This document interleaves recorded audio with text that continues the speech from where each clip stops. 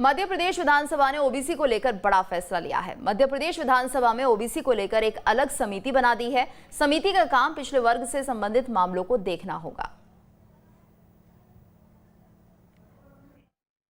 नहीं, अभी तक विधानसभा के भीतर अनुसूचित जाति जनजाति कल्याण संबंधी एवं पिछड़ा वर्ग कल्याण संबंधी समिति थी।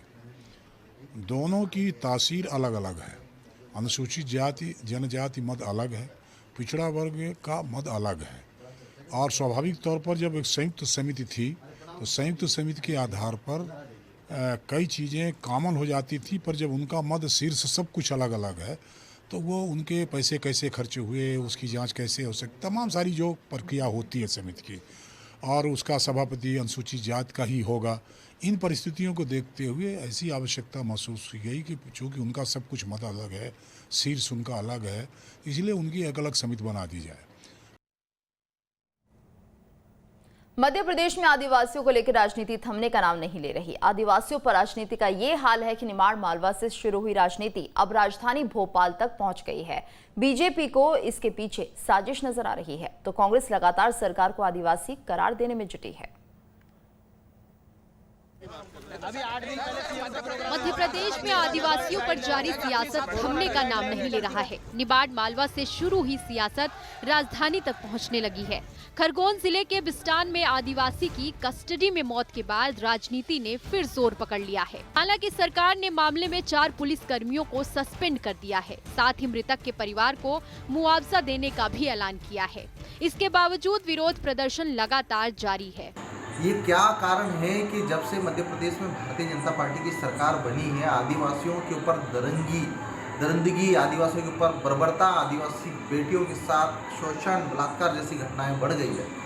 हमने नेमावर हत्याकांड की सीबीआई जांच की मांग करी मध्य प्रदेश सरकार से। मध्य प्रदेश सरकार के मुखिया माननीय शिवराज सिंह चौहान जी ने सीबीआई जाँच को लेकर अब तक अपना कोई निर्णय महसूस हो रहा है।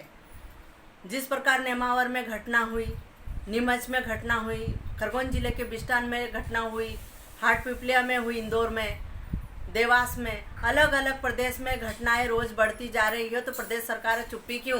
जयस ही नहीं, आदिवासियों को लेकर कांग्रेस भी सरकार के खिलाफ मोर्चा खोले हुए है और सरकार को आदिवासी विरोधी बता रही है। आदिवासी समाज पर निरंतर अत्याचार हो रहे हैं। अगर कार्रवाइयाँ सही समय पर सही तरीके से हुई होती तो फिर इस तरह से जो हमारे आदिवासी समाज को दबाया जा रहा है, उसको तकलीफ पहुंचाई जा रही है, ऐसा कभी नहीं होता। अन्याय हो रहा है।